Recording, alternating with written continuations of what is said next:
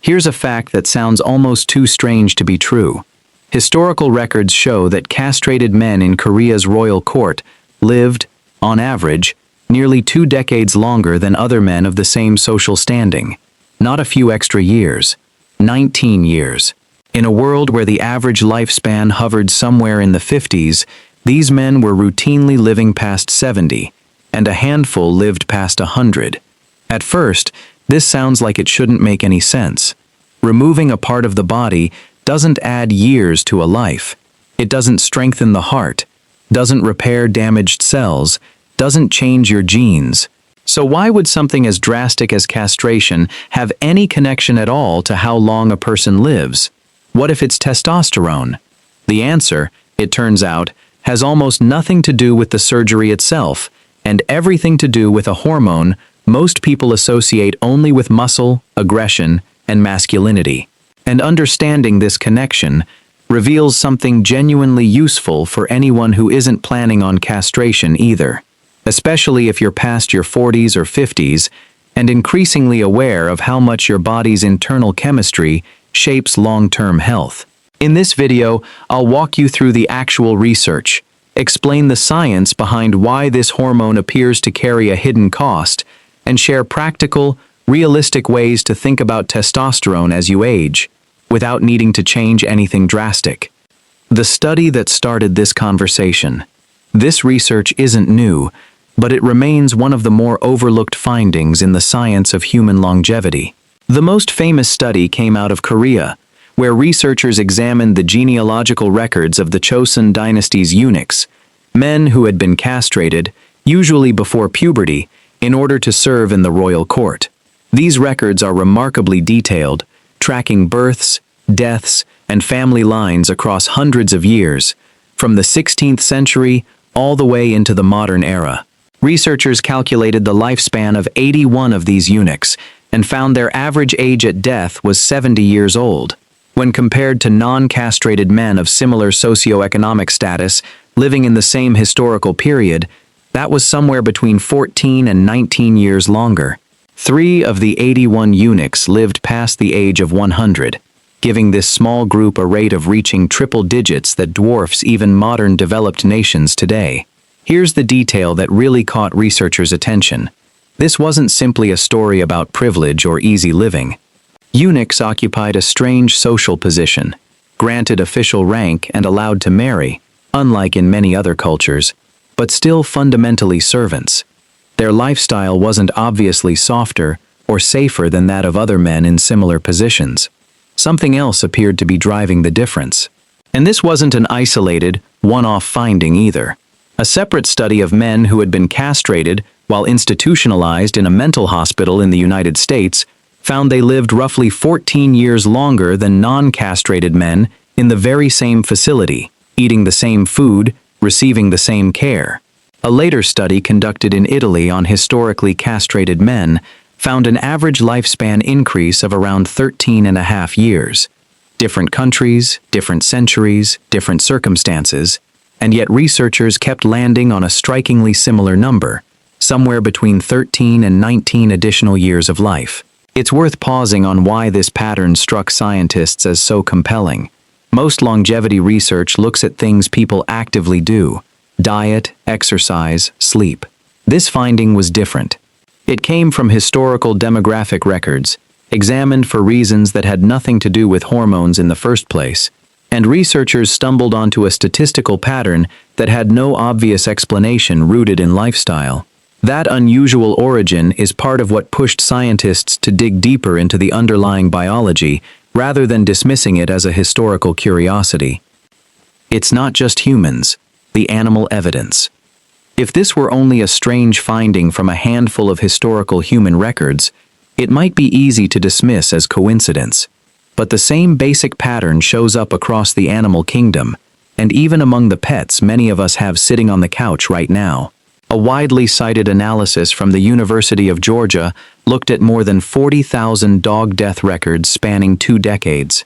It found that intact dogs that had not been spayed or neutered, died at an average age of 7.9 years, while sterilized dogs lived to an average of 9.4 years. In a separate, larger analysis of over 70,000 veterinary records, researchers found that neutered male dogs lived roughly 14% longer than intact males, and spayed female dogs lived roughly 26% longer than intact females. Cats show an even more dramatic version of the same pattern.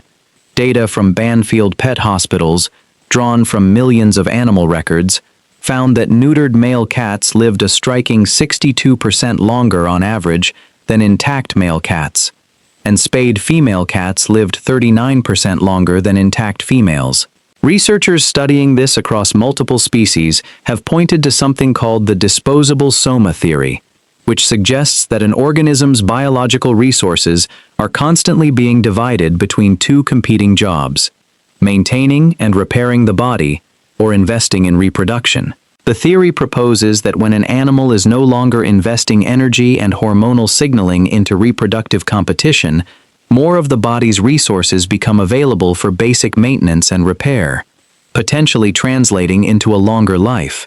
Interestingly, the cause of death often shifts, rather than simply becoming rarer across the board. In the dog studies, sterilized animals were somewhat more likely to eventually die from cancer or autoimmune conditions, while intact animals were more likely to die from infectious disease or trauma tied to mating-related behavior, like roaming and fighting. The overall lifespan still favored the sterilized animals, but it wasn't a simple story of one group being universally healthier in every category. Why would this be true? The testosterone connection. The leading explanation researchers have converged on centers on testosterone, and specifically its long-term relationship with the immune system and cardiovascular health. Testosterone is often talked about purely in terms of muscle mass, libido, and aggression, but its influence on the body runs much deeper. One of its lesser-known effects is that it appears to act as a mild suppressor of certain immune functions. Some scientists believe this trade-off exists for an evolutionary reason. In many species, higher testosterone supports the kind of physical competitiveness, muscle development, and mating-related behavior that historically improved an individual's chances of reproducing successfully. But that investment in reproductive competition may come at a long-term cost to the immune system and, potentially, to lifespan itself. Researchers studying the Korean eunuch data pointed specifically to this immune connection as one of the more plausible explanations. Male sex hormones have also been linked to an increased long-term risk of cardiovascular problems, including higher rates of certain heart conditions, which independently shortens average lifespan across large populations. When you remove the primary source of testosterone production early in life, both of these long-term pressures on the body are meaningfully reduced. Animal studies reinforce this same mechanism from a different angle. Research on gonadectomized rodents has found not just longer average lifespans, but measurably slower rates of epigenetic aging, a biological marker researchers use to estimate how quickly cells are aging at a molecular level, independent of an animal's actual chronological age. Seeing this kind of cellular-level evidence alongside the population-level lifespan data is part of what makes the testosterone theory more convincing than a simple statistical coincidence. This idea also connects to a much broader biological puzzle. Why do women, on average, outlive men in nearly every country and time period studied? Several theories have been proposed. Estrogen may have its own protective, longevity-enhancing properties. Women also carry 2 copies of the X chromosome rather than 1, which some researchers believe provides a kind of genetic backup. If a harmful mutation exists on one X chromosome, the second copy can potentially compensate. But the testosterone and immune system theory has remained one of the most consistently supported explanations, precisely because it lines up so well with what researchers see in castrated men and in castrated animals across dozens of other species. There's an additional layer worth understanding here. Testosterone doesn't act alone or in isolation. It interacts constantly with the rest of the body's hormonal and inflammatory systems. Chronic, long-term exposure to any hormone that quietly nudges the immune system to run at a slightly lower baseline, decade after decade, can compound over a lifetime in ways that are difficult to detect year to year, but becomes statistically obvious once you're comparing groups across 70 or 80 years. Why this matters more than ever today. Now, here's where this research becomes relevant to essentially everyone watching this video, because almost nobody watching is going to choose castration to add years to their life. So why does any of this actually matter to you? It matters because testosterone isn't a fixed, unchangeable number your entire adult life. It naturally declines with age, but the speed and severity of that decline is heavily influenced by lifestyle factors, some of which quietly push testosterone levels in unhealthy directions in either extreme. For decades, cultural conversation around testosterone has focused almost entirely on how to boost it, often assuming that more is always better. But this research offers a more nuanced picture. It's not that testosterone itself is harmful. It's a hormone with real, important benefits, supporting bone density, muscle mass, cardiovascular function, mood, and cognitive sharpness, particularly as people move into their 50s and 60s. The eunuch data doesn't suggest testosterone is bad.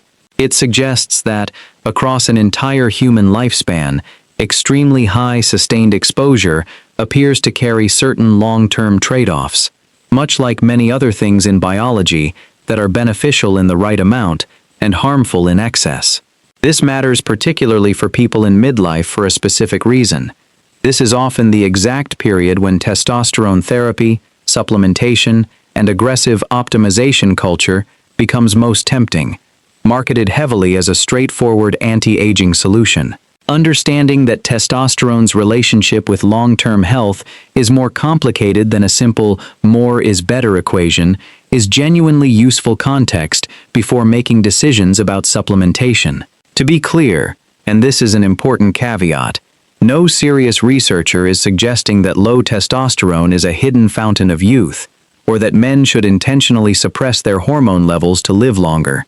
Untreated low testosterone carries its own well-documented risks, including loss of muscle and bone density, fatigue, mood disturbances, and metabolic problems. The eunuch and animal studies describe an extreme, permanent removal of nearly all testosterone production, which is an entirely different situation from the natural, gradual decline most people experience with age, or from having testosterone levels within a normal, healthy range. This research is best understood as revealing an interesting biological trade-off, not as practical advice to lower your own testosterone. There's also a modern wrinkle worth mentioning. Average testosterone levels in men across several developed countries appear to have been gradually declining for decades, independent of age, a trend some researchers link to rising rates of obesity, sedentary lifestyles, chronic stress, and exposure to certain environmental chemicals that can interfere with hormone signaling. This means many men today are already dealing with a baseline shift that has nothing to do with the healthy, protective trade-off suggested by the eunuch research. Distinguishing between a naturally well-regulated hormonal system and one that's been disrupted by modern lifestyle factors is important context that easily gets lost when this kind of study gets simplified into a viral headline. What can you actually do with this information? You obviously don't need to, and shouldn't try to, replicate castration to gain any theoretical benefit here. But there are genuinely useful, grounded takeaways that align with what this research suggests about hormones, immune function, and long-term health. Step 1. Think of hormonal balance, not maximization. If you're considering testosterone replacement therapy for genuinely low levels, this research is a reasonable argument for working with a doctor to bring levels into a normal, healthy range rather than pushing for the highest number possible.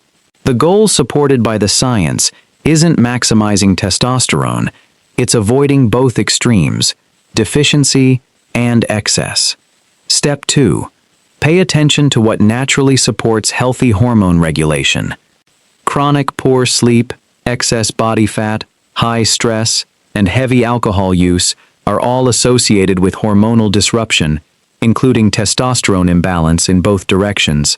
Addressing these foundational habits tends to help the body regulate hormone levels more naturally than any single supplement or intervention.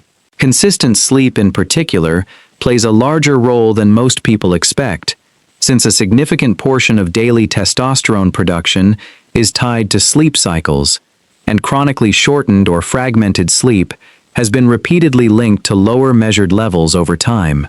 Step 3. Don't ignore cardiovascular health as you age. Since one of the leading theories connecting testosterone to shorter lifespan involves cardiovascular strain, standard heart health basics, maintaining healthy blood pressure, cholesterol, and regular movement, become even more relevant in midlife and beyond, regardless of your hormone levels. Step 4. Support your immune system through the basics that actually work. Since immune suppression is one of the proposed mechanisms behind this entire pattern, prioritizing adequate sleep, regular moderate exercise, and a nutrient-dense diet gives your immune system the best chance of functioning well over the long term, independent of hormonal fluctuations. Step 5. Talk to your doctor before starting any hormone-related supplementation. Given how much attention testosterone optimization receives online, it's worth discussing your specific levels and symptoms with a healthcare provider rather than self-treating. Blood work can tell you where you actually stand, which matters far more than any general population statistic. An important caveat. It's worth being honest about the limits of this research before wrapping up. The human studies involved relatively small sample sizes, 81 eunuchs in the primary Korean study, for instance. Small sample sizes mean wider statistical uncertainty, and it's genuinely difficult to fully separate the effect of castration itself from other factors that may have differed between these historical groups, even accounting for similar socioeconomic status. It's also worth remembering that this research describes an association across historical populations, not a controlled experiment on modern humans. Diet, healthcare access, social stress, and countless other variables from centuries ago are difficult to fully account for. Correlation and causation are always challenging to untangle in this kind of long-range historical data. None of this means the findings should be dismissed. The consistency of the pattern across multiple independent contexts, Korean court records, American psychiatric institutions, Italian historical data, and dozens of animal studies spanning different species, combined with a plausible, well-supported biological mechanism involving testosterone's known effects on immune function and cardiovascular health, makes this a genuinely credible area of scientific interest. But it's reasonable to hold the specific numbers with some appropriate scientific caution, rather than treating 14 or 19 years as a precisely guaranteed outcome. It's also worth adding clearly, nothing in this research suggests healthy testosterone levels are dangerous, or that treating diagnosed low testosterone is unwise. This is best understood as one interesting piece of a much larger, more complicated picture of human aging, not a replacement for anything your doctor already recommends. Closing. To bring this all together, historical records from multiple countries, alongside extensive animal research, consistently show that removing the body's primary source of testosterone is linked to a meaningfully longer lifespan. The leading explanation involves testosterone's long-documented relationship with immune suppression and cardiovascular strain, echoing a broader biological pattern seen in species from dogs and cats all the way up to humans. You don't need to pursue anything drastic to potentially benefit from this same underlying biology. Simply understanding that hormonal balance, not maximization, tends to serve long-term health, and building the everyday habits that support healthy immune and cardiovascular function aligns your own body more closely with what this research actually suggests. What makes this particular piece of research so compelling isn't that it hands us a miracle intervention. It doesn't, and it shouldn't. It's that it reveals something genuinely surprising about a hormone most of us think we already understand, and offers a reminder that in biology, more of something isn't always better. If you found this video interesting, please consider subscribing and leaving a like. It genuinely helps this kind of research reach more people. I'll see you in the next video. Until then, take care of yourself.